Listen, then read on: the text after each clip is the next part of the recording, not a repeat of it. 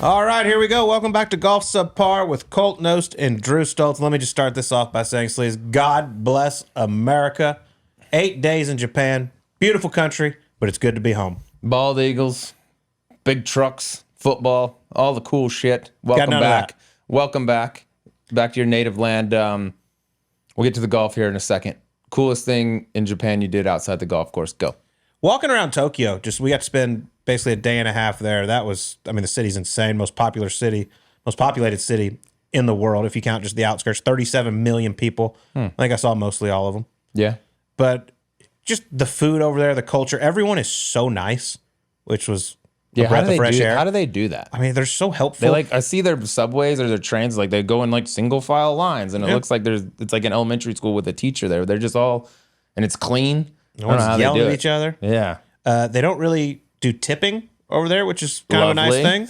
Beautiful. Yeah, how do I move there? Yeah, some places add in 10% to your check, but it's like, I looked going over there, some people consider it insulting to be tipped. I'm like, well, they don't in America. That's what I'm going to start doing here when they put the thing in front of my face, like gratuity, and it starts at 22%. I'll be like, look, out of respect for you, I'm not going to tip. Yeah, 20%, now that's insulting. That's what they think over here. That's me looking out for you. I don't want you to feel like you need this handout. So I will opt to not tip.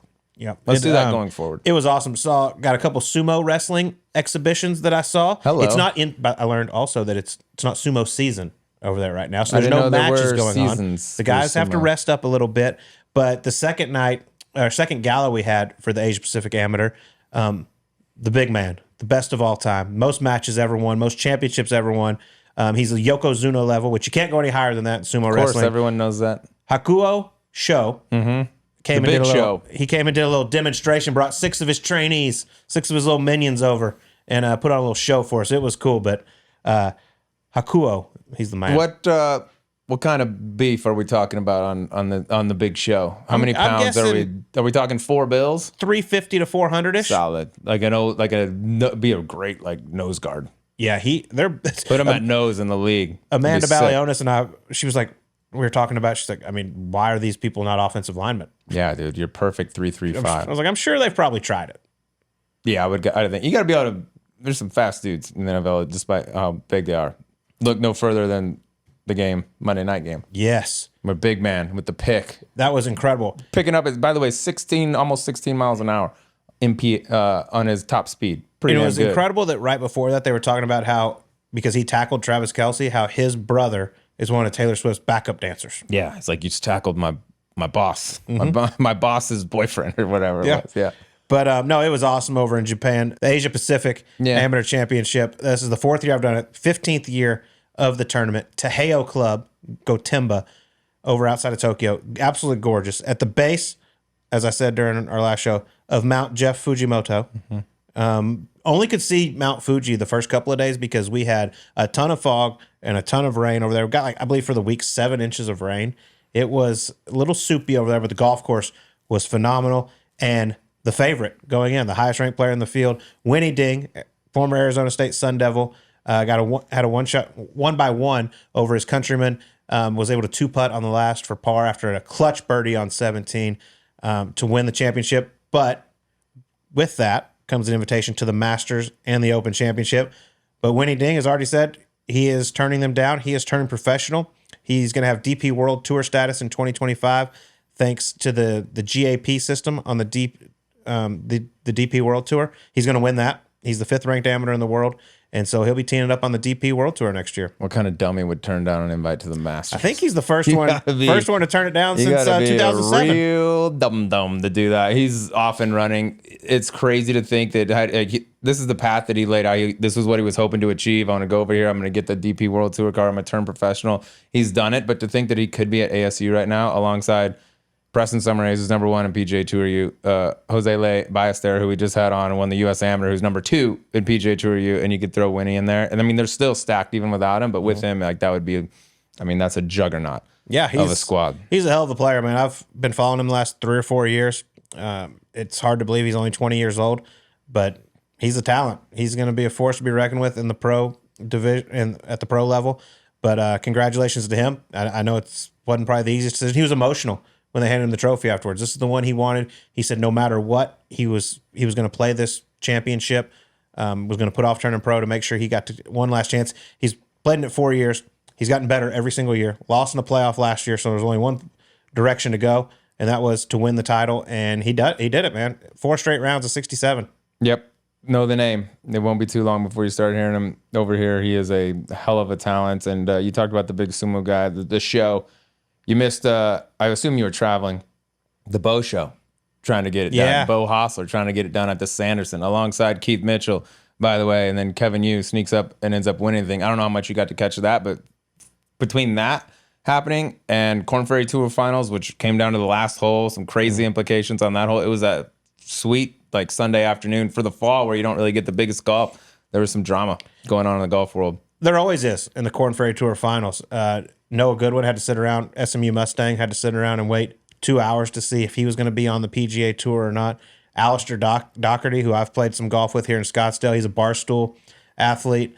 I mean, heartbreaking for him. Shot 68 the final round, needed a 2-way tie for second, finished in a 3-way tie for second because had to have just one of 2 guys miss a putt. It was like 12 feet and 7 feet. Yeah. These weren't like, I mean, the 12-footer alone, the odds are below 50%, but for both of them, I was watching that and they'd explained it out on the broadcast. Like my hands were sweating as I was watching this. I was like, oh my God, to be in the house and have your fate, your lifelong dream of playing on the PGA Tour come to 2 guys that aren't you and they both got a hoop. I mean, if I'm Noah Goodwin, I would be like, dude, there's no, like, come on. Both going in, probably slim chances. And then they do it, and it flipped the whole thing. It was a hell of a finish. It's exciting, man. Lives change in that event. Braden Thornberry? Braden Thornberry, How about that? who just became, he played on the Walker Cup team in 2017. Stuart Hagestad, lifetime amateur, so take him out of the equation.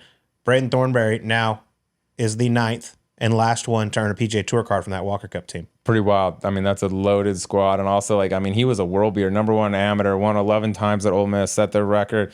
He got a sponsor's exemption at the 2016 FedEx and finished 4th as an amateur. Like, he was the guy that there's no can't miss guys, but he was the guy labeled as the can't miss guy. To see him kind of hang around, see other guys that he'd been beating his whole life kind of pass him up, and now to be out there, that was cool. And he shot 66, bogey free 66 the final round on that golf course, which you played for that good thing. And it was windy. 9 under par won the golf tournament. That place is a beast. Yeah, I'm surprised they got to 9 under, honestly. I'm curious to know how many shuttle rides they got because it looks impossible to walk. I rode in a cart the whole time, but that golf course is tough. Fairways are narrow. It is a hell of a test, but congrats to Braden Thornberry and all 30 graduates who will be heading to the PGA Tour next year. Exciting stuff for them. They're going to have a big 2025. It's cool to see. Kevin Yu, who also went to Arizona State, member at Whisperock. I've gotten to know him a little bit over the last couple of years. Such a good dude. He's funny, super nice, can smash it. Clutched up big time. Made a 20-footer in regulation on the 18th, then goes out and birdies the first hole after Bo was looking for a little TIO relief. Yeah. It's dead stymied behind the tree. Like the worst break in his, a bad drive, but like to have literally nothing, neither side, like dead center. You couldn't place it in a more devastating spot. Asked for TIO twice. I blame him 0 for that. After some of these drops that I see take place on the PGA Tour, the way guys can convince rules officials, like, yeah, this is the shot I'm going to hit. I'm going to hit it 10 feet off the ground for 242 yards, and then it's going to chase up there, and that grandstand's in my way. Like, it's crazy. So I don't blame him one bit. I think they made the right call in not giving it 100%. To him. But asking for it twice, I was like, I got no issue with this, dude. Like, this is a pretty big moment, and I've seen what I believe to be more outrageous drops than that. Yeah, it never hurts to ask. And like I said, I wasn't there, but just watching on TV, if he would have gotten a drop from there. No, it would have been mayhem. And I even think that would have been tough as a player, just being like, I mean, I'm dead behind this tree. Well, you know, if you go on to win, they'd be like, you shouldn't have. Like, it would. That would be all that was talked about. 100%. Even if he got relief, knocked on the green, 2-putter for par, I think there would have been a lot of discussion whether he should have gotten to get relief. Into the playoff, and then he goes on and win. Like, but the fact that he pitched out, stoned the wedge, like that, huge props to him. I was a little shocked you could ask for a second opinion, but hey, it never hurts to ask. Yeah. But it was an interesting situation. Like I said, we weren't there, so we didn't get to see exactly. We just saw what we saw on TV. But it was wild. I've seen some crazy drops in my day, but just being over in Japan and not knowing exactly what was going on and then seeing the clip on Twitter, I'm like, oh, yes, good thing they did not give that to him. It worked out better, I think, for Bo. Yeah. They pitched out, made par, still had a chance in the playoff because could you imagine Twitter streets? The golf Twitter streets would have been running amok. There would have been some outraged people. Also, tip of the cap Keith Mitchell playing some great golf, devastating ending to the middle of hits the fairway, does the hard part, hits the middle of the green. You're like, okay, he's got a chance to win, but no matter what, he's going to at least have a chance at a playoff. And then to 3-putt there after putting it really nicely, just couldn't hit fairways out the end. But it was like visor on visor crime out there. Bo and Keith, I was like, somebody's going down. It was almost cannibalism. I was going to ask, do you feel a little guilty for putting the little post out there on social media talking about how it's a huge day for the visor guys? Why would I feel guilty for rooting on my guys that are supporting the brand? Because neither of them won. Yeah, but I wasn't rooting for them to lose. I was trying to spark one of them to victory. It would have been tough to see one of them take the other one down, though, because you got a soft spot for both of them. But they were the best looking, by the way. They were. Goes without saying. And I'll tell you what else is the best looking. There you go. Red, white, and blue, like SMU. Also, RLX, which is the official outfitter of the United States Ryder Cup team. The best shirts in the business, pants, everything. These guys, you want to look good? You go put the horse on your chest and ride RLX all the way to the victory circle, like our man Billy Horschel, Davis Love III, Sean Foley, Smiley Kaufman, always looking good out there. Tom Watson, by the way, fellow member of the Kansas Golf Hall of Fame. Shout out to Gary Woodland, who got inducted last night. G-Dub. And Ryder Cup, last year's Ryder Cup captain, Zach Johnson. The RLX collection is available in select Ralph Lauren stores, exclusive private clubs and resorts, and online at ralphlauren.com. Big new feature this year, the collars stay. Collars are massively different. You can wash them multiple times. They don't go limp like a lot of the places. And in most places in the world, not here, but we're getting into sweater weather for golf. And they cashmere got a nice cashmere over there. Love it. Yes, just like our guy Keith. Some RLX, the fall 2024 collection. All right, let's get to our guest this week. We got a beauty. You guys, y'all asked for caddy episodes. They're entertaining. They got great stories. They're funny. Well, we got another one coming your way. We got Keegan Bradley's bag man, Scott Vail, joining us on Subpar. All right, our next guest has had himself quite a nice run of late. He helped Keegan Bradley win the BMW Championship. Then he added a President's Cup trophy to his resume. He is longtime PGA Tour looper and caddy captain for next year's Ryder Cup. Scotty Vail joins us. Scotty, good to have you. Thanks, boys. Thanks for having me. What a whirlwind it's been. But I'm excited. I'm excited for next year. I'm excited for still riding the high of what happened last week or 2 weeks ago. I don't even know when it was, but just amazing. Are you going to have your fellow caddies call you captain all year long? I think you should.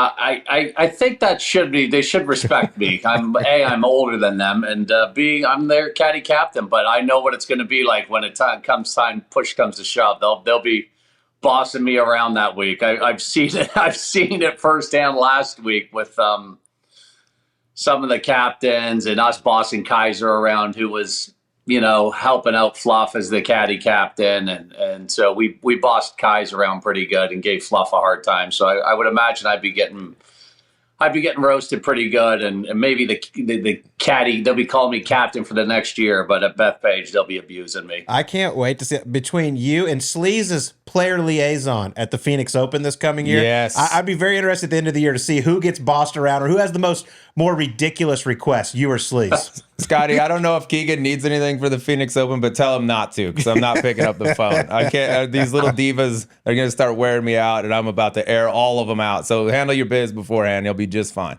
Oh, and now I know who to get tickets from, but I need them for the Bird's Nest. Can I get 48 tickets backstage for the Bird's Nest? Oh, tonight? Yeah. Oh, okay, sure, Mrs. Whatever your last name may or may not be. Throw somebody under the bus.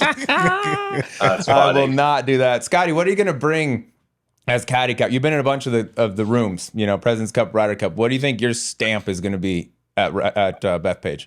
So it's funny you asked that. Last week, I thought I brought something unique to the table. Everybody makes fun of me for gambling, sports betting, yada, yada, yada. So we would get on the bus on Monday and it started to, people were asking me my picks, and every day I would give one lock. And it started out pretty good. I think I was like 2-0 in the first two, and then hit a rough patch, like maybe midweek.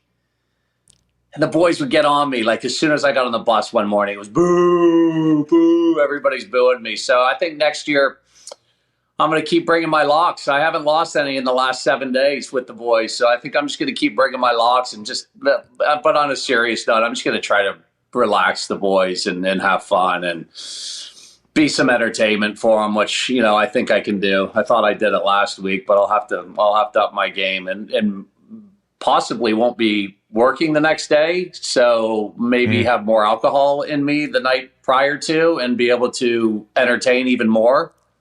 Yes. That frees you up substantially. First off, don't get, I think there's a pretty good chance you might be carrying a bag that week at Bethpage, the way Keegan is playing. But I want to go back to when he got the phone call and when he told you, because I know it came as a surprise to him when they called him and said, hey, we're going to name you as captain for the Ryder Cup at Bethpage. I'm sure he called you there pretty quickly afterwards. What was your thought when he called and told you this news? Yeah, it was funny. It was, obviously the tournament in Hartford had finished on the Sunday, and I think we had 2 weeks off. He was driving home to his he's got a summer house up in Boston, Newburyport, I think. And he messaged me the Monday morning. I got up at 7 a.m. and I had a text already from him saying, we text back and forth a lot, but we had been on the road for like 4 weeks. It was weird to have it, straight away the next morning. Well, the text said, call me. I need to speak to you. And I'm like, oh, what did I do? What did I do last week that's getting me fired today? What did I do? And all these, so I pick up the phone immediately, call him. I'm like, hey, is everything all right? And he's like, you're not going to believe this.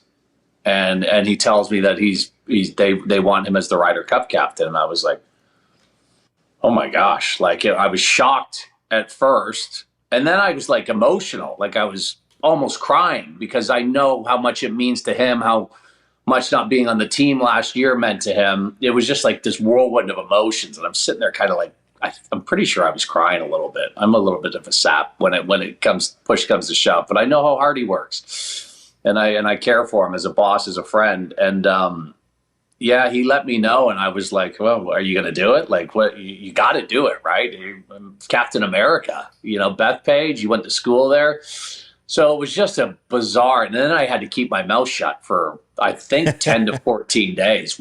He's like, don't tell anybody. And I'm like, I didn't tell a soul. And that was hard to do. But yeah, it'll be, it's going to be amazing. Well, you obviously got that call, which was the good news, but I want to go back to last year when he didn't get the call for the Ryder Cup. When he got the call from Zach Johnson saying he wasn't going to be on the team.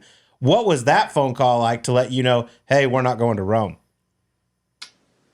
Yeah, that one wasn't as fun. That was he had texted me and said we're not going. He didn't even call me.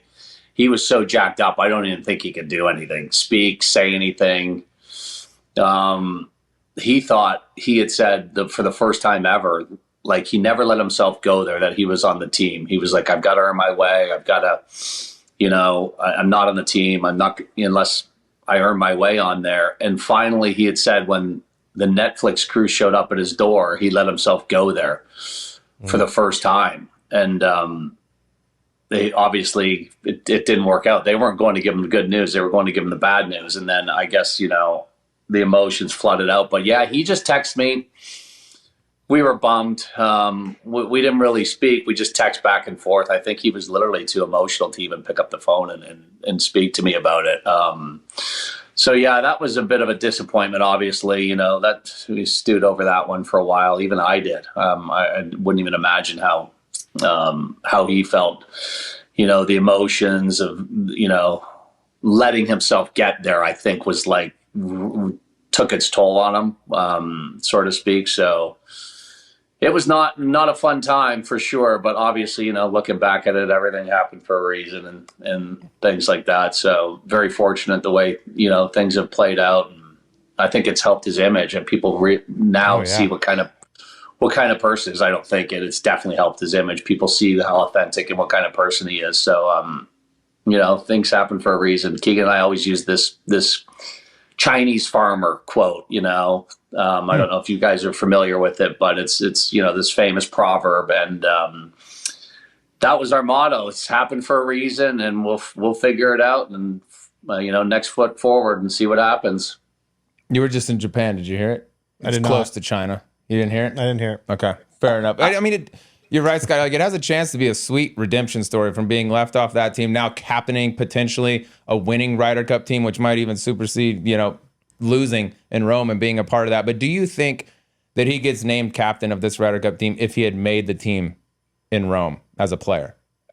No, I don't think he does. I think, it was kind of, I don't know what goes on behind the scenes with the PGA, but no, I don't think he's going to be the captain. I know they were talking about Tiger being the captain, and he's not ready for it. But I think, that being said, I think he's the man for the job. I've seen him in action, since the summer when they've announced him, and he's going to be a leader. He's going to be the captain. He's the right guy for this job. There's no doubt in my mind that he is. I know, it's overwhelming to be the captain of, Team America, to go to Bethpage, New York City, how rowdy the fans are. It's going to be a historical Ryder Cup. And I think, the significance is he's ready to rise to that challenge. He's ready to do it. So I think it's a great decision that the PGA of America have made him. But yeah, to answer your question, no, I don't know where they would have gone, what avenue they would have gone, but I think it's a great move. I think he's going to be able to build the gap in between the older generation and the younger ones. And I think he's the right guy with some of his assistants that are kind of, late 30s, early 40s, and they're going to help bridge the gap as well. I saw some of it last week at the President's Cup with Sneds and him and, the other guys. So I just think it's an amazing decision that they've made. Yep. I agree with you. I was pumped when they made the announcement. I was like, this is perfect. We need younger guys to get going. I mean, it's time to start turning this thing over a little bit. And he is so passionate. He knows the guys obviously very well. He's going to get them going. It's going to be an incredible scene at Bethpage. But I want to know a little bit more about you, because we were talking before the show. I've known you for a long time. I mean, a good 15, 18 years. And I actually have no clue how you even got started in caddying. Yeah, I guess everybody's got a different story. My story was I grew up in Canada, just outside Toronto, this little town called Oshawa. And I had a buddy that I played junior golf with named Derek Gillespie. You guys know Yes. Derek. D-Rock, we call him. He's frequent into your area in Scottsdale. Went to school at U of A. Derek was touted as the next Mike Weir as a college kid, and was a stud, standout. And he would get into Canadian Tour events, and we had 2 Corn Ferry events in the summer in the Toronto area. And he would get into the Canadian Open a lot of the times, almost every summer. So he would get into those 3 events, and I started to caddy for him in those and some of the Canadian Tour events when I wasn't working. I worked at the golf club that we both played at. So it kind of just snowballed. He never quite panned out, obviously. Never became the next Mike Weir, unfortunately. But I ended up meeting a couple other guys out in the Canadian Tour, and I was in my late 20s at the time. Kind of, you can't make money doing that. I couldn't, players can't make money doing that, let alone a caddy. So I was helping my mom with their cleaning business, and was working landscaping side jobs, stuff like that. And then met a guy named Jason Enlow, who was he was SMU head coach, and he was obviously he was still doing his playing career. He was on the Canadian Tour, and he said, if I get my Corn Ferry card, I'll take you as my caddy. And he got conditional status. So I went out in the Corn Ferry with him. He was so patient with me, so good to me, taught me about what a player needs for caddying, because I didn't really know that much, really. I hadn't been out in the big level, and it was nerve-wracking and patient, and I worked hard. And I think you got to have a personality to be a caddy, in my opinion. So thankfully, I think I've got that personality part. I work hard. And Jason was a good player, never quite panned out. And then when we were on the Corn Ferry tour, a bunch of us hung out. Wags, Johnson Wagner, Brendan DeYoung, Ryan Armour, and Sneds. We would play a lot of practice rounds and hang out, go out for dinners and stuff like that. And so Enlow didn't get in these 2 events at the time in Australia and New Zealand. And Sneds was in them and was looking for somebody. And he asked Enlow and he asked me. And I was like, that was when they started in February. So I had 2 months off. And I was like, yeah, can I go to Australia and New Zealand and try to make some money? And, so I did that, worked for Sneds, came back to the mainland. and started working for Enloe again. Probably did like a couple of months, and I was like, I'm giving myself a 2-year window, and I knew Sneds was the guy to get me to my dream of being a tour caddy, PGA Tour caddy. So went to Sneds after leaving Enloe, and that was hard for me. I'd never done anything like that, and I felt like I betrayed them. But anyways, went to Sneds. We won, lost in a playoff, won. I think in a playoff, like in the first 2 weeks, pretty much had his card locked up, and then he broke his rib. Shocker, Sneds breaking a rib. Broke his rib, and he was probably like 8th on the money list. Well, he was out for, I want to say, like 6 to 8 weeks, and he was for sure going to get his card, and then slip sliding away. And then he comes back to Boise is his first event. I think that's at the end of the year. He's only got a couple events left, and he ends up winning like one of his last events in Rochester, Minnesota, and gets his tour card and worked 12 years for Sneds, and kind of the rest is history. 12 years. Got a FedEx Cup title too. Yeah, got a FedEx Cup title, 8 wins with him, some amazing times with Brandt. He's my boy. I love him, man. It was so cool to see him and Keegan hanging out last week, and 2 of my favorite bosses. I was like, it was great. I was telling Brandt to rake my bunkers and practice rounds and go get me a water now. I need a water. Put this in your cart. It was great. And he didn't know what to do. He was like, yes, sir. Yes, sir. That's beautiful. How do you think he looks as a new member of the bald community? It's weird going from the flowing locks and the visor to when he pops that thing off now. Yeah, it was weird. I don't know if he was losing his hair a little bit, thinning it a little up top, but it's grown on me. I don't mind it. Some people are used to the long flows and you didn't see it anyways. He wasn't wearing the visor anymore, so who cares? Get rid of it. God, he went full bore. Yeah. I respect him for that. Can I go back to Derek Gillespie for just a moment, because the people that know him know what a legend D-Rock is, and that word gets thrown around too much. But my first introduction to Derek, and I want to know if you were on the bag at the time for this. I came up, played Canadian Tour right after I graduated, got to know D-Rock, a bunch of the Canadian guys, and we were. This may be wrong, but I'm going to call it Ottawa or something. Opening round, we go out. It's kind of this quirky golf course. D-Rock shoots course record, like 61 or 62, and he's leading by like 4. And the cut looks like it's going to be 1 under, 2 under, something like that. I mean, he's way out in front. Goes out, does what D-Rock does, has himself a big night, celebrates maybe a little more than you would think on a Thursday. Tees off in the afternoon the next day, barely shows up by his tee time, and shoots like 80 and misses the cut. And I was like, I don't think I've ever seen anyone go. First round leader to missing the cut is rare, but it happens. But course record to missing the cut, I don't think I can ever remember a time in life where that's happened before. It's like 61-80, missed cut by a shot. That's D-Rock. He wasn't afraid to go balls to the wall, was he? That guy. I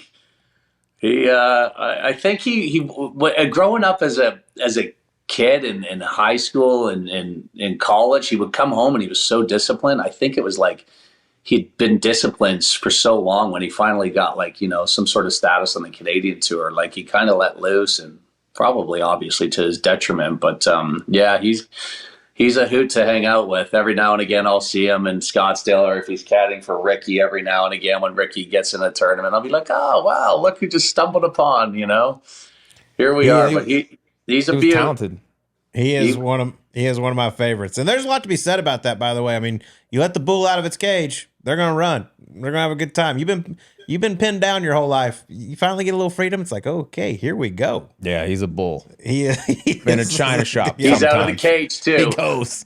There's some really good D-Rock stories. But I had no idea until a couple weeks ago that that's where you started. By the way, props to you for staying with caddying after being with D-Rock. He could drive you crazy. Just like I said, the 61-80 type stuff. Like, dude, how you play depends, dictates what I make. Yeah, for sure. Tighten it up a little bit.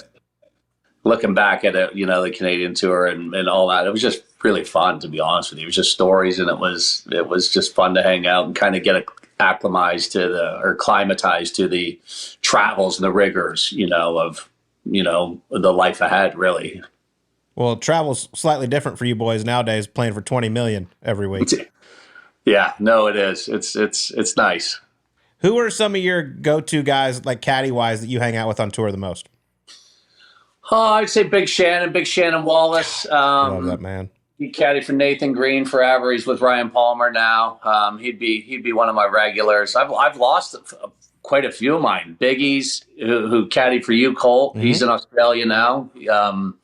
Scared to come back to the USA. And then and Fucci, Rosie's caddy. He's one of my closest friends as well. So and now I've jumped around. I kind of move around a little bit. I'm a bit of a hybrid. If I want to be healthy and work out, maybe I'll hang out with Brendan Little or Manny Villegas, or if I want to have some fun, I might hang out with some other guys. But I'm a bit of a hybrid now. But Fucci and Shannon, they'll always be my boys. They'll be my closest ones for sure.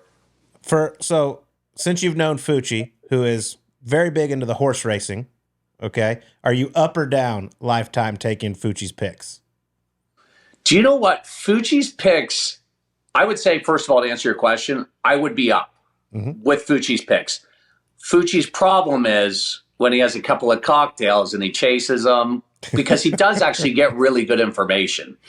He sent me information probably 3 weeks ago. I've got a mate of a mate, that is the owner of the horse, and it won easily. So his information is good, but it's after you have a couple of cocktails, you lose one, and all of a sudden you're going for some value at 10-1, and then before you know it, you're in a bit of hurt chasing it. But no, I would say Fucci's picks overall are pretty good. He is, he's big into it. I love talking. He's one of my favorite caddies out there. He had one. I'll give you one story. He had, oh gosh, this is a great story in my opinion. He in like the fall. Prior to, the fall, about this time of year, he'll come up with a Kentucky Derby pick, a futures one. It might not even be in the Derby, but you take your chances. Well, I want to say it was 6 or 7 years ago. It was this Bodemeister that was the pick. And we would bet him in the fall in October. And he was, 30-1. And then he wins a stake race and he keeps going down. Well, he told Kevin Stadler to bet it, me, Shannon, we all bet. And this horse is winning every stakes race, the Derby, Arkansas Derby. Well, he gets to the Kentucky Derby, and he's the favorite. He's like 2-1, and we've had him to win the Derby for like, I think we only bet like $1,000, but it was like 30-some thousand. Mike Smith's riding it. Oh, Bodemeister. Mike Smith is known, the jockey is known for going to the lead, and that's it. You go to the lead, and you better hope he wins.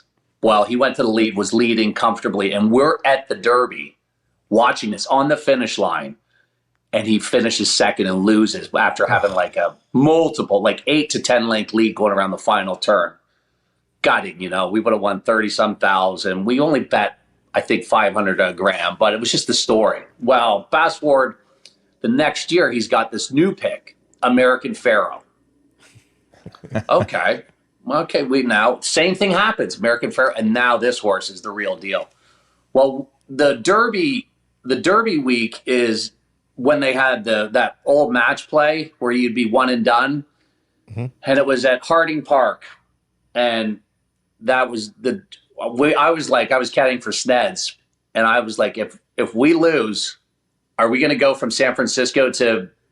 Well, we're going to do the red eye Friday night and get to Kentucky. Well, ended up we lost. I was packing my bags. I was going to Kentucky with or without him. Well, he had to lose his match to Anabar and Lahari, and I'm out on 18 watching it. Come on, lose this match. It was like the last hole. They lose it. I think they lost in even a playoff. I'm sitting around. We get on the red eye. We go to I go down to Neiman's, downtown San Fran, get a jacket, get pants. Him and I get on the red eye. All night, travel. It's a nightmare. You guys know how the red eye is. Well, we get there, same similar seats, same similar scenario. We've bet him from October, and now we've got then we bet him at the track. He's like 1 or 2-1. He's the heavy favorite again. Well, lo and behold, he wins. We go crazy. I've got it on video. It's like the best video I've ever seen. Filming him coming around the corner with the same jockey, Mike Smith, riding it again. Anyways, we win I think I win 35 grand. Fucci wins 40 grand. and this is just from like 1,000 or 1,500 bet probably. Who knows how much Fucci had? He probably had more. Probably lied to me. But we win, and the next week is the Players, and we just can't wait because everybody knew that we had what we had done. That we were going to Kentucky, we missed out, and we had American Pharoah because we tell everybody, right? We can't keep our mouths shut. So everybody knew. Well, Fucci couldn't wait to get to the range at Sawgrass. He was like, I'm just going to parade up and down the range. Yep. Tipping my cap to everybody. And sure enough, like the day at like Sawgrass on a Monday, we were like living legends. Rory's coming up to us. I heard you guys, what a weekend you guys had. And I'm showing them the video. But I mean, for that matter, on its own, like I made 35, 40 grand from American Pharoah. That was enough for me for lifetime. But now Fucci does it every fall, and he's never done it again. But he always gives one. He's got another one again. I don't even know the name of it. Of course, that's hilarious. Bones to get the actually, same jockey. Yeah, is this guy just like the LeBron of jockeys? If you got a stud, you throw this little dude on there. Bones actually gave me that story yesterday when he's like asking about it, and he said American Pharoah's lead was so big, and he's referencing the video that you're talking about. He's like, they had time, and they're right on the finish line. They had time to like turn around, video themselves as the horse crosses the finish line because it was like not even close. He was gonna win, and he's like, and he had it 9 months before anyone had even heard of American Pharoah and all that. So I was gonna ask you about that, but I didn't know where it came from. I thought you were just like the guru horse picker. Yeah, no, it was great. Well, originally, the reason why Fucci bet Bodemeister was February 14th. It's obviously Valentine's Day. We're always in Riv, and Fucci will go by himself to the odd. I don't think he does it anymore, but he would go to Santa Anita. Well, he said Bodemeister, the horse, when he was going down to the paddock, he said he stopped. The horse stopped and went like this and gave him a wink, and he said that was it. That's it. So this horse winked at him in the parade. When they're going around before they come out to the track, stopped, looked at him, winked at Fucci, and Fucci said, "This is my horse." So that was the story of Bodemeister, and he gets to the end, and then American Pharoah, he had, somebody, I forget who trained him, and a friend of a friend or something, and Fucci said this guy said it was the best horse he's ever had. So that was the reason why we did that. Now he's just forcing him every fall. Since then. The wink from the horse. I love that. I pick them just based on their names. Like whatever name I like them, I'm like, yep.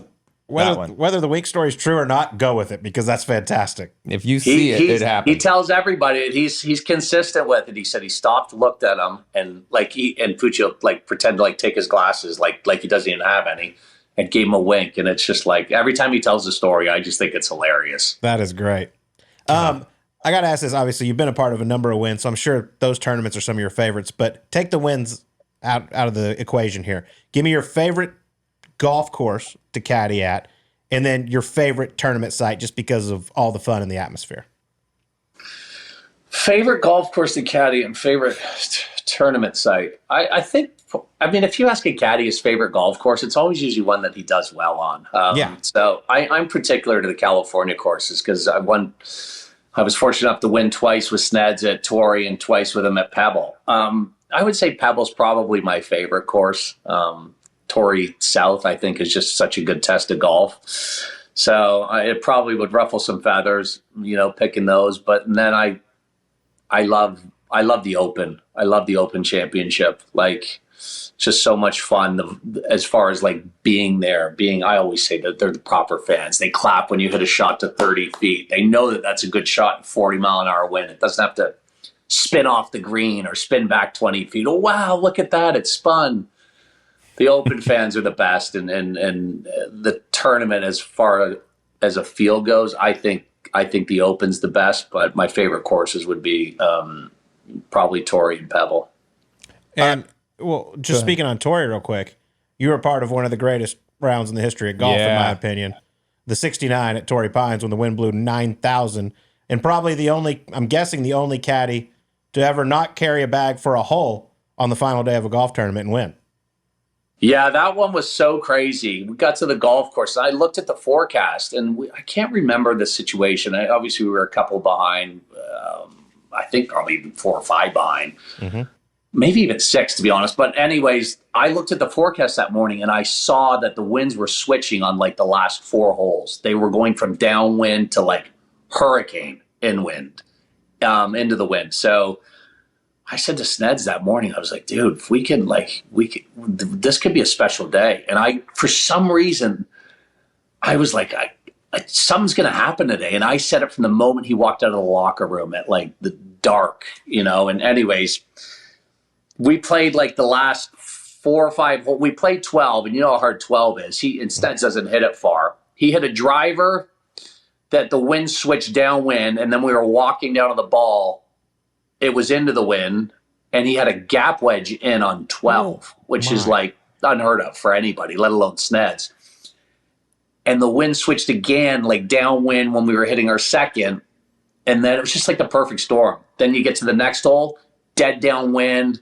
We play 14, and we hit like a 9-iron in on 14 and 15. And I remember KJ Choi and I think Kevin Streelman, these guys were after the delay and they come back out. They were hitting like fairway woods and hybrids into these holes. And I was like, we've got a chance to win this.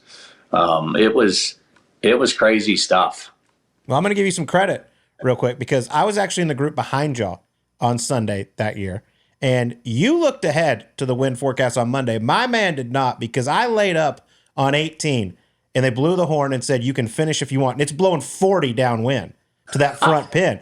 And John Davenport, he's like, hey, man, we can come back tomorrow. Could be perfect conditions. Make birdie, top 10. Well, if he would have done what you did and realized it was back 40 into our face, I hit 8-iron from like 115. Ended up having to get it up and down for par. So shout out to you for looking ahead to even Monday.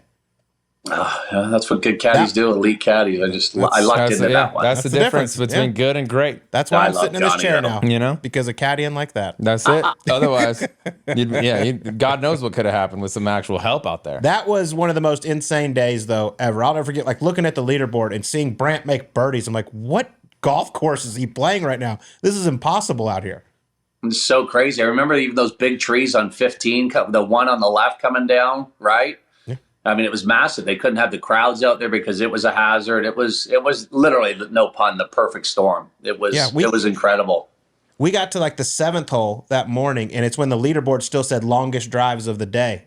And I look over and it says Tony Finau 238, and I'm like, well, this is about to be a problem. I need to hit the walkway. Can I get it to the fairway? Yeah. Whew. I do not. All right, I'll give you one of those too, since he just asked you like favorite courses and stuff. Give me the most impressive shot you remember from both the guys you spent the most time with, Brandt, Snedeker, Keegan Bradley. If you had picked one shot, then I'd be the most important, just one that stands out. Oh, I've got such a bad memory. The best shot I've seen Keegan hit. Well, I mean, he's just hitting good shot after good shot. I keep erasing him, right? I'll message him at night being like, that was the best shot I've ever seen. And then like President's Cup, he hit a couple. But for Keegan, the 5-iron on 17 at Colorado was like, I mean, it was just the most beautiful, gorgeous, high, towering thing. And it was such a tricky wind, tricky green. You couldn't go long. Short was dead. He just hit this thing. He hit the 5-iron the day before from the exact same yardage. It landed 1 yard different than it did the Sunday. And when he hit it, I knew he was on 5-iron the whole time. And I knew that was kind of risky. It was going to be short, and I could see it plugging in the bunker. So I was kind of humming and hawing. But anyways, I looked at my notes and was like, yeah, you hit the 5-iron, same wind from the day before. Well, he hits this 5 right at our target. And I'll say to my guys, did you get it? Because I want to hear it before it lands. Don't give me an excuse. That's all and he didn't say a word to me. And when he didn't say a word to me, I was like, this motherfucker hit it perfect. I know he did. And sure enough, he hit it perfect, and it came down on this one little green into the grain patch. And for me, that was the best shot he had hit. Sneds would be the chip in on 17, the 8 at East Lake, the infamous chip in. He missed the green just short. We've got 2 holes to go for the FedEx. You're now all of a sudden, I never think about money on the golf course, like what I'm earning, how much we're playing for. But that one got me. On like 17, I was like, oh my gosh, I could win $1 million. Like a caddy winning $1 million, a tote a bag, and I'm going to get $1 million. So I was like, oh my, when this ball comes up short on 17, he hits this miraculous chip, chips it in. And then I'm like, oh my gosh, we just have to play the last hole and like make bogey. I mean, to win, the FedEx. And so that was the shot that I loved from Sneds. He was such a gamer. When the chips were on the table, he was the first guy there wanting to clean them up. $1 million, man. My gambling units can change I'm gonna bet drastically. the shit out of American Pharaoh's kid. Great. That's so good. When you think about what you just mentioned, Keegan's 5-iron at Castle Pines, which was beautiful, goes on to win that golf tournament. When you look at what had to happen, not only for him to just be in Colorado with Tom Kim's finish in Memphis, and then gets in Colorado, but then he goes and wins that. All the things that had to align for him to be a part on that President's Cup team as a player instead of an assistant captain. It's kind of like, I mean, I don't know if you believe in like destiny or things like that, but so many dominoes had to fall for that to happen. It's wild.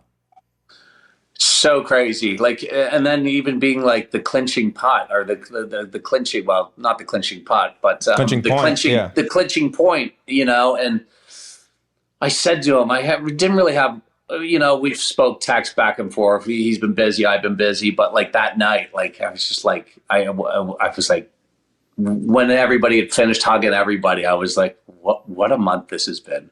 Just an incredible month to like, you just can't make it up. The storybook ending, like you said, getting into like that day at Memphis, I was packing my bags heading home like 8 different times. I was like, and then finally I was, you play these games, reverse psychology. Oh, he's going to make this, prepare for him to make it. And finally I was packing to leave to the airport to not fly to Colorado. And Keegan was doing the same thing. Like he was sitting in his hotel room. Lord knows how crazy he was going. Whack job he is. But I was just convinced, wow, this has kind of been a bummer of a year.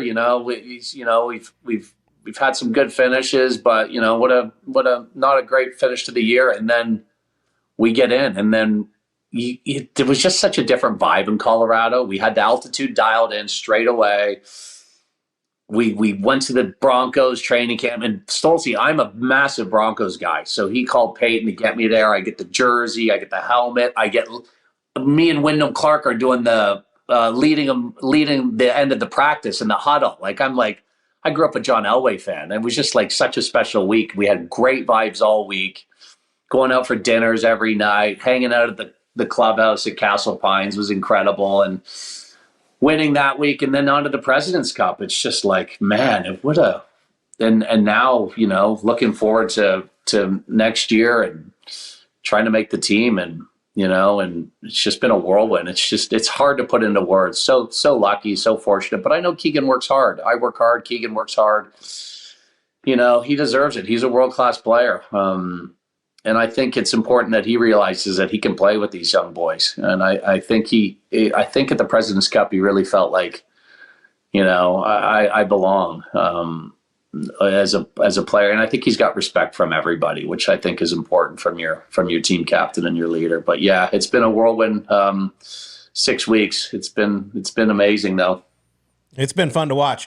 You mentioned Keegan being a whack job. Do you think he's probably the best sleeper on the PGA Tour, considering how stressed out he is at all times when he's awake? Oh, he's got to be the worst.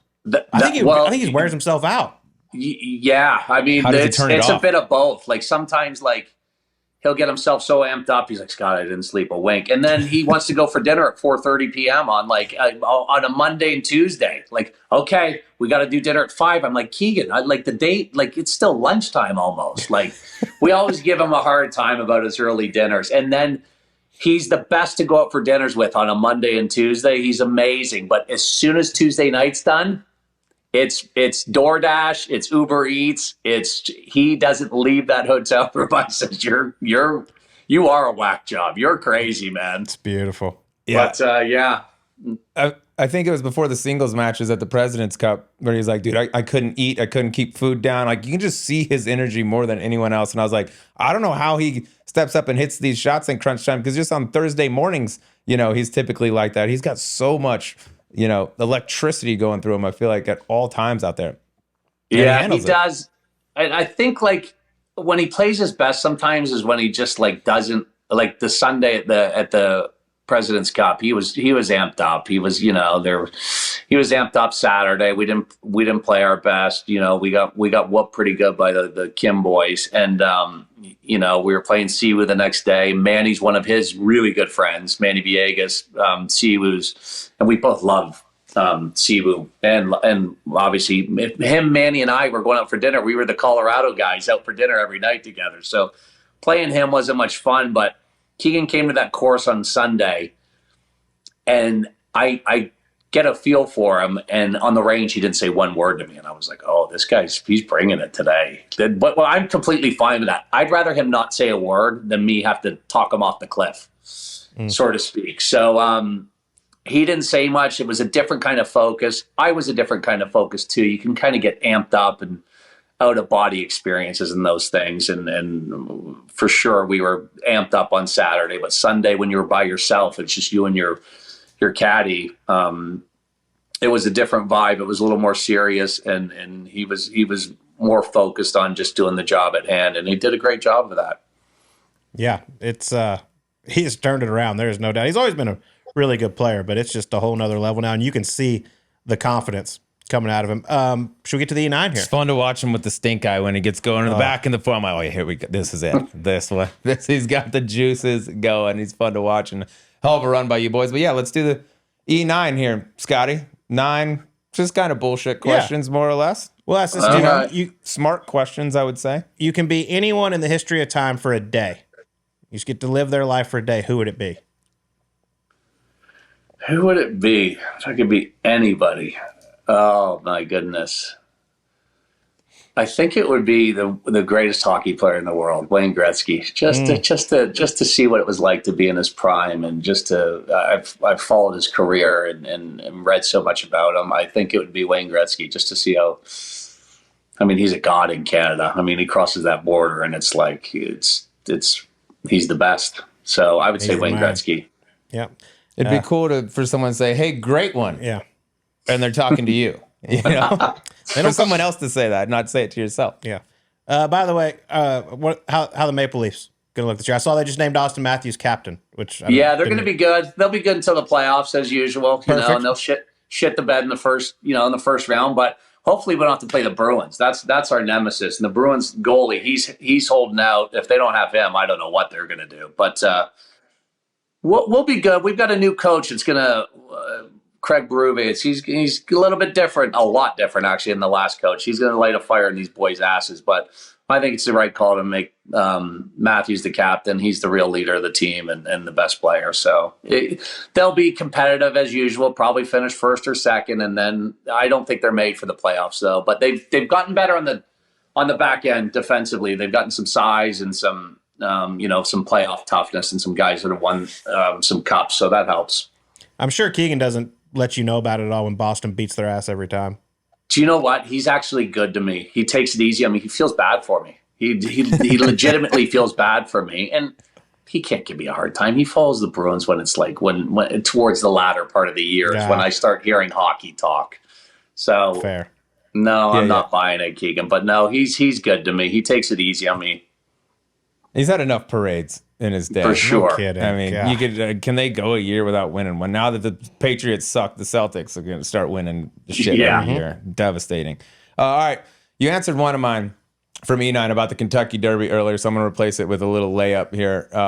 Give me the most unnecessary thing Keegan requires in his golf bag that you have to carry. Oh gosh, don't get me going. This will make my blood boil. Yes. So what do we got? When I first came to caddy for Keegan, he's you drop off the bag in the bag room, right, Colt? And I'm always like, the bag room guys would be like, "Oh, this is the heaviest bag." And I'm like, "Say it when he's around. Say it when he's around." He's got this he calls it if things go horribly wrong kit. And it's in the belly pocket that opens up. It's on that pocket. It's not actually inside. He's got contacts, he's got glasses, he's got eye drops in case, because he wears contacts. I've never seen it used ever. And it's this tin box heavy, and it's loaded up with stuff. And he goes, "That's if things go horribly wrong." And I'm like, "Well, they haven't gone horribly wrong yet. when can we get rid of this? My big thing is, he's like, you're a big guy. You should be able to tote this. I'm like, have you not heard every ounce counts? Have you heard the straw that broke the camel's back? It was a straw. It was a straw. Let's get rid of that stuff. We don't need that stuff. So that in the bag that I don't even know what's in it. I know there's contacts. I know there's this little kit, first aid kit. Like, I don't know. Do I got to do CPR when things go wrong? That's the one that's in the bag that I don't even know why it's in there. In case things go horribly wrong, bag or pouch. Yeah. Nice. I've never heard that. That's good. Everybody's got something. All right. Next one. Who had more fun at Caesar's Palace, you or Alan from The Hangover? Oh, you've done some due diligence there. I have no idea what this story is, by the way. So back in the day, your old caddy, Big E's and Shannon and Ray Farnell, retro, only Shannon caddies on tour anymore. We would go to Vegas, whenever we could. Like if we were driving by, back when we were driving everywhere, staying 4 in a room. We whooped it up a couple of nights. Well, not a couple of nights, all the time in Vegas. Well, we decided to go down the strip at 6, 7 in the morning, no sleep, completely wasted. And I decided to get into my boxers, strip out of my clothes and just keep my boxers on and climb the Greek gods outside of Caesars, in broad daylight. And they're taking photos and I'm up at the top. I'm afraid of heights and I'm going up there and doing this stuff. Well, the cops come, Cop Buddy was his name. I can still remember his tag because every now and again somebody will send me a photo of him. And he was the security for the casino. And he comes and I was like, I'm going to jail. What's going on? And then the Biggie's and Biggie's was like, mate, they love our accent. They think it's amazing. Let's do the Aussie charm on them and get you out of this. And they did. They were just let him get him to come back down, put on his clothes, and away we went. So that was it's a toss up. I didn't wake up with tigers in my room, so I think I'm going to give it to Alan. Perfect, love that. That's all I got was Buddy Love and the Caesars Fountains. Buddy Love, yeah. I was like, okay, perfect. There you have it. There you have it. Moral of the story: always travel with Canadian or with Australians. When you they get can get you out of a pickle for sure. Yeah. When you get Buddy Love and the Fountains, I had no idea where that story could have gone a lot of ways. Yeah, I was like, okay. Buddy Love was with he was the cop, the mall cop or the yeah. That's good. I'll never forget that name. Buddy Love, yeah, that could have gone a number of different ways. All right, I'll give you. We've been talking some gambling here. I know you're not afraid of the action. Of all the caddies on tour, who do you think is the worst sports bettor? If they give you a pick, you're just fade immediately. Fucci. So the guy that got you 30. The guy that's a great horse bettor. Fucci's awful at sports betting. Okay. Awful. I don't. Yeah. When he says it, when I get to the range and I hear and I like a particular game, and Scotty taught me this. Scotty's when I stayed with him in the Bahamas 4 or 5 years ago. He sits me down and him. He's got the notes. He's anal. He won't bet unless it's a game. I'm betting because it's on TV. Well, he's taught me not to do that, and I've gotten a lot better. But when we would get to the golf course and you would hear caddies and they would have the opposite of what you had, Scotty was like, "That's the best news you could ever have." When everybody's like, "I love so and so," and we like the other team, he's like, "That's the best news you could have when you got to the golf course." So. But yeah, Fucci would be the worst. Okay. Can't be good at everything. Love that. No. It's like our caddy from Whistling Straits when he gave me the inside info. Oh, yeah. Caddies are the most full of shit demographic. This is no offense to you. I love a million of them, but they are the most full of shit demographic in the history of mankind. Just with the stuff they spout. And things that they say are gospel and never come to fruition. And they're a beautiful breed. It's a beautiful breed. We are. We're idiots. When we think our guy's going to play good, he doesn't. When he think he's going to play bad, he's warming up shit, and we're like, I say to the other caddy, this is going to be a long day. He ends up playing good and winning a golf tournament or something. We are full of shit. There's no doubt about it. That's beautiful. It's good self-awareness, though. All right, you mentioned how good you are at sports gambling. Would you say you're better at that, or back in your younger single days, were you better with the ladies? Ooh, I've heard stories, Scotty. Heard you were forced to be reckoned with out there, brother. I'm on a heater right now, sports bet. I'm going to say I'm out of the game now, so I'm going to say I'm better at sports betting. Good. I like that because I heard you were shit back in the day. Yeah, I made that up about you being a force. I heard you were not. I was getting excited. My hat. I was going to have to adjust my hat a little bit. Get a little. Whatever's the opposite of a force to be reckoned with. That like a puffball. That's okay though. Funny. Give me your. Hey, you miss 100% of the shots you don't take, Scotty. Back That's in the right. day, give me the best wingman maybe out there that you hung out with.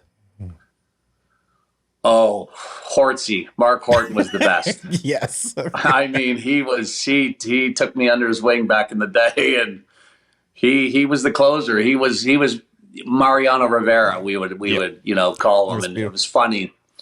Hortsy's older. He's English. He's a charmer, right? Colt, you know him.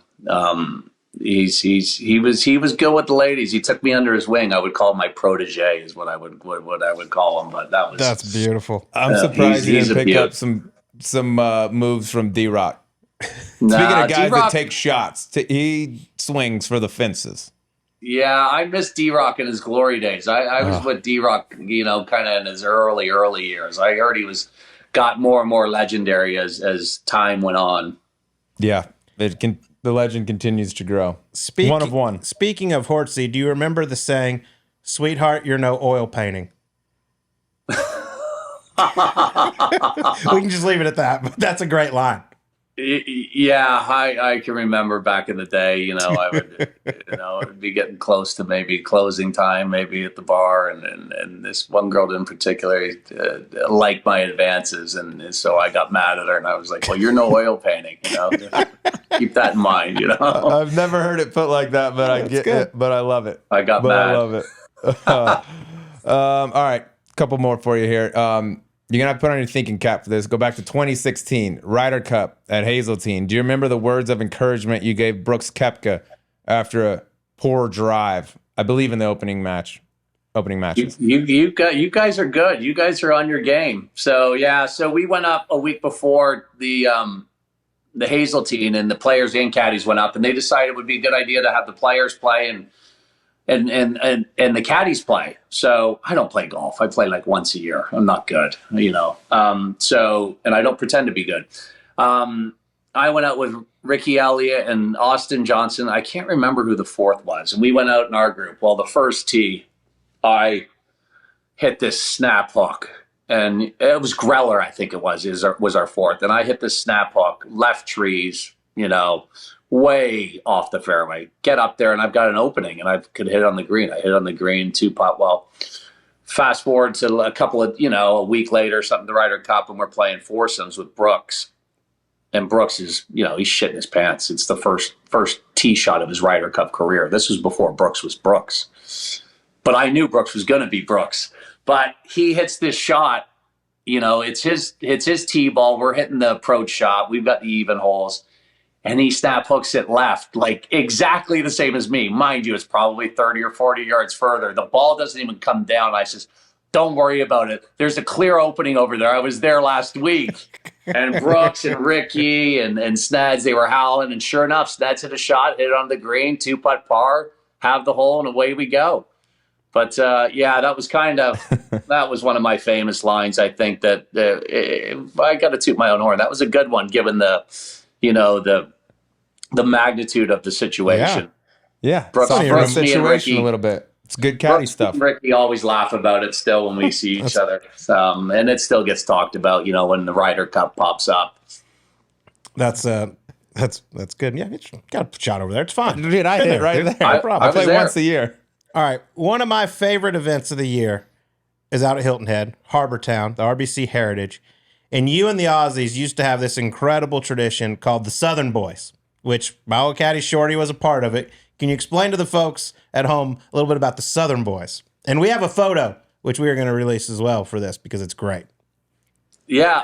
So, we were a tight-knit group of guys. I've raised in Canada, and the boys Australian. So we would always, when we get to like the South, we just love the Southern boys. The haircuts, the hair parted to the side, and the collared shirt and the tennis shorts. With with the fabric belt with the lighthouse on it, the logo. So we would just like make Hilton Head was the prime location for it, right? Quarter deck back in the day, it was a hot spot, right, Cole? So fun. And so we started this traditional Friday night of Hilton Head, going to the quarter deck and all dressing. We did it a couple of years where we would dress as Southern boys separately and have our own stuff.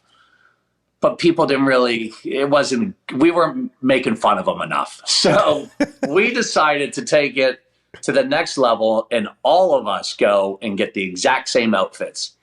Well, Shannon's a bigger fella. He's not in double XL. So we had to go off the island to the Polo factory outlet. And we all got dolled up in these, I think they were orange shirts and yellow shorts, or with the sweater over us.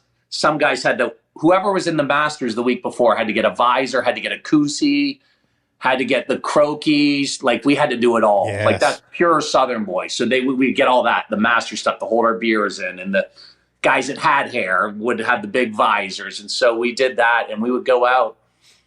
And that night when we were all dressed the same, we'd have like ladies, like my mom's age, ladies like normal, like, oh my gosh, you guys should be in the front of a cover of a magazine. And they had no idea that we were making fun of them. The women loved it. And the guys were like kind of like clueless, like what's going on? Meanwhile, we're making fun of them, right? So the women loved it, and we loved it. We were just making fun of, the Southern boys and the way they dressed. It was interesting. Yeah. So for those people that are listening at home and can't visualize this, just imagine an orange collared shirt with some maroon shorts with a yellow sweater vest tied around the neck. I mean, this is just, it's gorgeous. I love it. That was one of my favorite traditions. I was sad y'all stopped doing that. I know. It's sad because obviously Hilton Head's now in an elite level event, signature event. And so I don't have my boys there. That hasn't happened in probably 7 or 8 years. I hadn't been there in a while. Biggie's is gone, Retro's gone, so, and Shannon's still there. But yeah, it's lost its dynamic, unfortunately, because I loved it. It was so much fun. Well, I feel like the Southern boys died when the quarter deck got all nice and fancy now. I agree. It's not the same either. God. Yeah, it wasn't. The quarter decks definitely changed that vibe. It was party central, and you could go down there anywhere and have fun. Now it's little hoity-toity pulling up in your nice boat and yacht or whatever, but some nice it boats. Is what it is. We had good fun back in the day. Mm-hmm. Yeah. If you're listening and you're going to be there and you want to pick up chicks, apparently just go to the extreme of what you think the SIG-Up house looks like at the University of Tennessee, and that'll work. Yeah, get that fabric belt on with the the lighthouse logo. I know the get up. You're explaining that's the key. Perfectly. It's the uniform. It's the uni down there. All right, my last one. Have you ever been forced to issue an apology to a former president for any reason whatsoever? Oh, gosh. Yeah, this is a good one. Yes, I have. This is back when we played Doral, with the WGC, and I was working for Sneds. And they made so many changes to Doral. And like the last year they made it, or the second last year, they just made it so long. Like 18, you had literally guys besides DJ had to literally drive it down the walkway, the mown path to the fairway. Remember JB Holmes winning, and he was hit a 7 in the middle of the green in the water on one. Well, I was like, I was vocal, and I was on social media at the time, and I had a decent following. And my veteran caddy friends, Johnny McLaren, who caddied for Luke Donald for the longest time, and now with Paul Casey on the Live, and Fucci, were like, I was like, this is the worst golf course ever. It's awful. It's Dump Doral, Dump International, Donald Dump. I was going on, and it was the last day. We were middling around like 40th. That's the best we could do there. Like, we couldn't do anything. So we're walking down the last hole, and John, he's like, you got to say something on social media. You got to. And I was like, you're right. Yeah, I'm going to do it. And he's like, as soon as we get in that scoring area, and Johnny's like kind of like my older mentor. I would always ask him things and, run it by him. Well, getting to the scoring tent, and I was like, Dump Doral, worst golf course I've ever caddied on. And didn't think of the magnitude of my words on social media. Well, the next day, that was a Sunday, we're going to Tampa. The next day, I wake up and Brandt's brother is a lawyer and a judge and is really a smart guy, and somebody that I'm quite close to still was like, oh man, what did you say last night? Like, and it started to unravel the repercussions. And Brandt's, he does things the right way. And so anyways, it made headline CBS Sports, the headline page of their sports section. So I was like, oh man, now I'm in trouble. But what I said, I still believe in. It was like, so anyways, I say that. Monday, Tuesday rolls around, they want to take some action with me, and Donald Trump's associates. This was before he was the president, probably 2 or 3 years before he was president. They got involved, and I had to write an apology email to Donald Trump. and this is, now we're at Tampa the next week, and I'm at the golf course, and I'm just trying to avoid everybody. Because guys are giving me a hard time, and I was thinking I'm going to lose my job. Like, Sneds was close to firing me, I think. It just wasn't a good look. And so I had to apologize to him. Well, Brandt had to apologize to him as well, write a letter. Well, I get this. It's like Wednesday, and I still haven't apologized because I got Johnny and Fucci in my ear going, don't do it. She's going to bully you. Don't let him bully you. And I'm like, you're right. I'm not apologizing. Well, Brandt's already sent the apology, and he reads me the apology back in an email. And it was from Donald Trump, and it was like, oh, thanks very much for the email apology, Brandt. The boys love the golf course. It's a great golf course. And then it was like 4 or 5 lines, this reply back to Sneds. And then the last couple lines was, oh, by the way, your caddie's a moron and you should fire him. Well, how do I apologize to somebody for calling me a moron? Like, I'm a proud person, and I'm like, oh man, this is even harder now. And I told the boys, they're like, you can't do it. Don't let him bully you, And I'm like, oh man, I got to. I got to save my job. So. Anyways, I write the apology. I don't hear anything back. My apology was short, and I was heated in the moment, and so ended up apologizing. And a couple of years later, like literally 2 years later, he's the president of the country. And when he got voted in, I must have had 50 to 100 phone calls and texts. I can't believe you called our president a moron, and he went to apologize to him. And I'm like, yeah. Funny thing is, I'd vote for him right now. He's my boy now. I love him. Come on with awesome. It. But the other good thing was they moved that tournament from Trump International to Mexico, and Sneds finished 8th the next year. And I was like, you weren't finishing 8th at Doral. I should get more than my 8%, pal, because you were finishing 40th every year at Doral. And you finished top 10th in the WGC. And he's like, yeah, you're actually right on that one. So that's not awesome. You sparked the change. Moment, Fire that. I can't believe that he found out about it and somebody reached out. Yeah. That's crazy. Fire that moron. Even before he was president, I don't care. Who? That's crazy that it hit his radar. You should fire him. He's a moron. Oh man, that's too funny. Awesome. I got to that course in Tampa, and Sneds, I think, told somebody that he called me a moron, and then I was like, I can't do it. I can't apologize to somebody that's speaking to me like that. Like I never said anything. I never said it. I just said his golf course, wasn't good. So that He's for months, I remember Jason Bowen everywhere I would go would call me a moron. You know how he is, and I would just be like, whatever, guys. But yeah, it was a good story. I learned my lesson. That's a good story. I can't wait to walk with y'all's group next year. It's going to be great. We'll have some fun. That way, if you're walking with us, that means things are going well. So that's true. I can't wait to have you as well.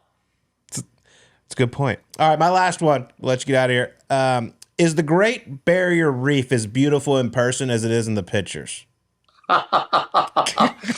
What's this one? This one's Fucci. This one's back before we were. I think I was a rookie on the PGA Tour, and Sneds would play the Aussie Open, the PGA, and the other one, the Masters, I think it was. Well, we were down there rookie year. Brandt and his wife, newlyweds, I think. We had a week off, and the Australian PGA was paying for a vacation to Cairns. Port Douglas it was, to where the Barrier Reef was, kind of where you can take the boat out and do these excursions. Well, I had a week off, and Fucci happened to be caddying for Stephen Leaney at the time, and he was going to have a week off too. Back in those days, we didn't have any money, and I'm like, well, I've got a paid hotel. If you want to, get 2 beds, and you can hang out with me for the week, and then we can go to the Coolum down the coast of Australia, for the tournament next week. Barrier Reef, we'll go out, and Brandt and his wife will be there, and they're great. So we go there, and we're there for 6 days, and we are in the TAB every single day. We don't have cell phones back then. It's like, and so Brandt and Mandy you'd have to call the hotel. Well, they didn't. They knew exactly where we were. We went into town. We caught a bus, which was like, the hotel shuttle into town, 10 minutes into town. And we would hang out at the TAB every single day. Brandt and his wife were out at the Barrier Reef multiple times, swimming with the sharks and, seeing all this stuff. And to this day, Fucci says it's still one of the wonders of the world that we went to the Barrier Reef. We were right there and we never saw it. And he goes, I wouldn't change it for the world. The TAB was better than the Barrier Reef. And I'm like, do you know what? I think you're right. Like, that was one of the highlights of my caddying career, spending a week right next to one of the wonders of the world and being at the TAB gambling and drinking and just having a hoot all day for 6 days in a row. Couldn't beat it.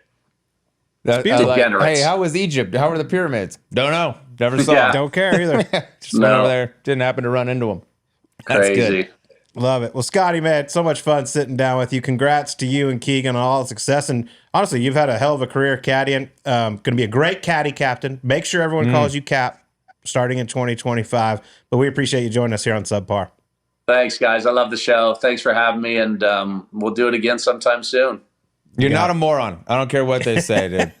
You're fired. That's blasphemy. You're fired. All right, that was Scotty Vail joining us on Subpar. I love it right out of the gate when we got into the phone call from Keegan. How about as a caddy getting a text saying, hey, call me, we need to talk. I'm fired. What have I done? Shit. Yeah, it's like teacher, like, I need to see you after class. You're like, what the shit did I do? The list is long. By the way, you ain't no oil painting, hon. Let me tell you that. Sweetheart, you ain't no oil paint. You ain't no oil paint. I've heard a lot of weird lines. I thought I've heard most of them. Hadn't heard that one, but I love it. I think next time either of our significant others, act up a little bit. But look, you ain't no oil paint, sweetheart. See how it goes. I'm gonna let you do that and let me know how it goes. Tough love. No, it's important. But he's got great, dude. The Trump apology. I mean, for that tweet, also sounds like he's getting some bad advice from his mentors. Out, dude, you got to tweet something. Like that's gonna change something. It's good. Scotty Vail hates Doral. We got to get out of here. Although it did change, and he went down to Mexico, and they made a bunch of money. It's fair. I love it. What are you gonna give the guys? Just some more gambling picks. More some picks. locks. He did give me, in his defense, I had him on radio right after a President's Cup. He gave one pick out, lock of the week. It hit. Padres, whoever they're playing that night, they won. Well, they're playing the Dodgers in the playoffs. It was pre all that. Okay. It was still regular season. And they hate each other, by the way. Dodgers, Padres, going at it, throwing baseballs at each other. I'll listen to anyone right now because I'm losing it. I've never been colder. The only picks that win are the ones that I give out on here, and I lose almost all the rest of them. I will say every time I have Keegan's group, I always go to the range before, and I'm walking up to say hi to Keegan. There's Scotty, and Scotty will start going in on some sports pick, and Keegan every time he goes, here we go. He loves it. Here we go. He loves it. Next time you have them, you can bring up the you should fire him. He's a moron. Yes. That's don't worry. That will be brought to the air next year. That is great. Good. But thanks to Scotty Vail for joining us. It's been an awesome, just like he said, it's been a whirlwind last 6 weeks from Tom Kim finishing 666 to them getting into Denver to going on and winning the BMW, making the President's Cup team, being named Ryder Cup captain. It's been wild. Yeah. And he's got Caddy Captain 2025. That's right. He's going to change. He's going to put his stamp on that room. Guarantee it. The amount of degenerates in that room at one time. Beautiful space. All right. Beautiful space. We're degenerates. Let's make some more picks. I've not lost yet in my football pick. Who'd you have last week? Last week, the Washington Commanders just absolutely destroyed Are they the Cleveland best team Browns. in football? They're smashing fun to watch. people. They're Good fun to watch. Drafting, by the way. Jane Daniels, stud. Cliff Kingsbury, happy to see him back and having success. I do not like that they're in the NFC East. Before you make your pick, I know you've been abroad. I'd like to let you know, Denver Broncos, 3 wins, over halfway home to the 5.5. Just to let you know, we are Some people call us an unstoppable force, a wrecking ball of offensive firepower is what we are. Yeah. But I didn't know if you caught that over there. Weird times. I saw that Sean Payton and Bo Nix said "I love you" to each other on the course in a very loud. No, they love one another. And shout out CD Lamb, who apparently is talking about subpar during the game with Dak. They're just conversing like subpar. They're arguing over who's going to be next guest. Dead ass. Yeah, CD Lamb. We didn't want to let the cat out of the bag. CD, you're welcome on anytime. Happy to have any member of the boys on. Humbling. Let's get to some picks. I mentioned I gave you the Commanders last week. I kind of want to roll with them again this week. They're getting points at Baltimore, but I'm going to go another direction. The Jets just fired Robert Saleh. They stink. I like Aaron Rodgers, but Josh Allen is a beast as long as he's healthy, which this could make me change my pick later in the week. But right now, the Buffalo Bills are giving up 2.5 points at the New York Jets on Monday Night Football. The Buffalo Bills gave that game away against Houston, which worked out well for me. But I think they bounce back. They're a much better team than the Jets, in my opinion. So I'm going the Bills minus 2.5 at the Jets. Yeah, things not clicking now just yet in New York. Now, Devontae could be there soon. Yes. Which would change things. Which that would also change things. And if Josh Allen, for some reason, because he hit his head pretty hard last week, if for some reason he doesn't play, that pick does not count. I'll allow that. He hit his head hard. God. And then they let him right back in. And they came right back in. I was like, dude, I had some football players talking about, they're like, dude, there's no way that he was all right. That was a lick. All right, I'm going to stay in the college world. Colt, shout out to the Clemson Tigers. Made it a little closer than they needed to against Florida State this past week. But I'm going to go to the world of the Big 12 this week. The Kansas State Wildcats at the University of Colorado Buffaloes, giving for off and off week. I think they got one of the best coaches in football. CU, by the way, also off and off week. But I think they're a little inflated right now. I think actually the money will probably come in on Colorado on that, but I'm going to stick with K-State. The lineup, the quarterback minus 4.5. Runs it all over the place. Yeah, minus 4. And put up a dub in Boulder is where I'm headed. All right. Also, disclaimer, I'm cold as fuck right now. Haven't won much. Except for these picks, though. Well, shout out to Vanderbilt, upset in Alabama and celebrating properly. Love to see it. Carrying the goalposts down Broadway. Just a beautiful Straight thing. into the Cumberland River. Yeah, I'm sad I missed it. It has been removed from Cumberland River, and they've chopped it up into pieces that they are selling to pay the $100,000 fine. First time offense for storming the field at Vanderbilt. That's the good news about being Vanderbilt. Yeah. You don't get a lot of storming the field fines. You do not. You know? Nick Saban actually that week came out and said the only easy place to play in the SEC is Vanderbilt. Did you see him play that right after the clock hit 0 in that place? Yeah, that was sweet. That was sweet. Speaking of sweet, SMU won again, beat Louisville, and I'm still wondering if you got your shirt. Yeah, well, nice for you to return back to America. The piece of shit arrived last week after like 4 days later than they said it was going to be there. They're flying off the shelves, man. It's hard to. I think there was somebody like, dude, someone just bought an SMU shirt. Do we actually sell those? Never had one before. So it's arrived.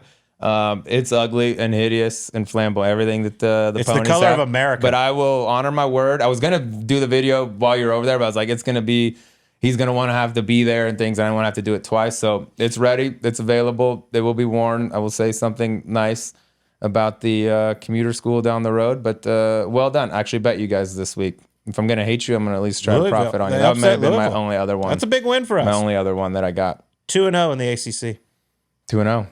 On a collision course. Do you want to Clemson say anything Tigers. about TCU? No, they will not be discussed right now. The SMU plant that is Sonny Dykes that was sent in to sabotage our program from the inside is working perfectly. We are the softest, weakest program in football. It's sad. Remember when he said he wasn't going to say anything?